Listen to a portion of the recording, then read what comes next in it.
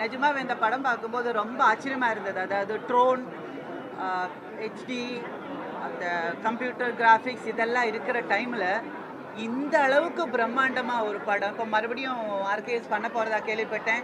தயவு செஞ்சு லேட்டஸ்ட் டெக்னாலஜிக்கு போகாமல் ஒரிஜினலாக இப்படியே ராவா எடுங்க, இப்படியே எடுங்க.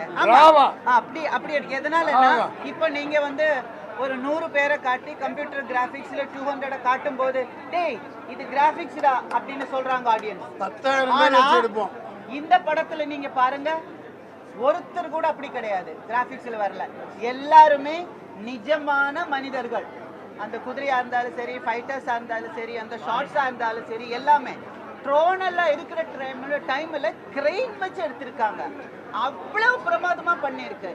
இதே என்ன சொல்கிறது, இதே நேச்சுராலிட்டி இப்போ எடுக்க போகிற டைமில் வரணும்னு ஆசைப்படுறோம். அதுவும் இல்லாமல் அவர் டைரக்டர் சொன்ன மாதிரி, நம்ம மன்சூர் சொன்ன மாதிரி, எப்போவோ நடக்க வேண்டியது அப்போவே உங்களுக்கு தெரிஞ்சிருக்கு. அதுக்கு தகுந்த மாதிரி வசனங்கள் பேசியிருக்கு. அதுவும் இல்லாமல் நான் படம் பார்க்கும்போது நானும் டைரக்டர் ஃபீல் பண்ணேன். எந்த டயலாகுக்கு அப்போ கிளாப்ஸ் கொடுத்தாங்களோ அதே டயலாகுக்கு இப்பவும் கிளாப்ஸ் கொடுக்குறாங்க. நிஜமாக ஆச்சரியமாக இருந்தது. அதுவும் விஜயோட பையன் கூட உட்காந்து படம் பார்க்கும்போது ரொம்ப சந்தோஷமாக இருந்தது.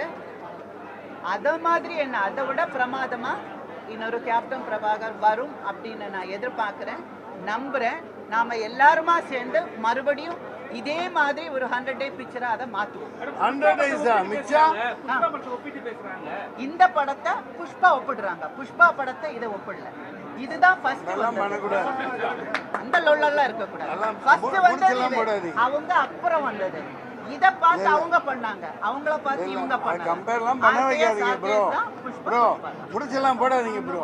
ட்ரெண்ட ஃப்ரெண்ட் ஆக்கிக்கோங்க. தந்தி டிவியின் சப்ஸ்கிரைபர்ஸ் அண்ட் ஃபாலோவர்ஸ் குடும்பத்துல நீங்களும் இணையுங்க.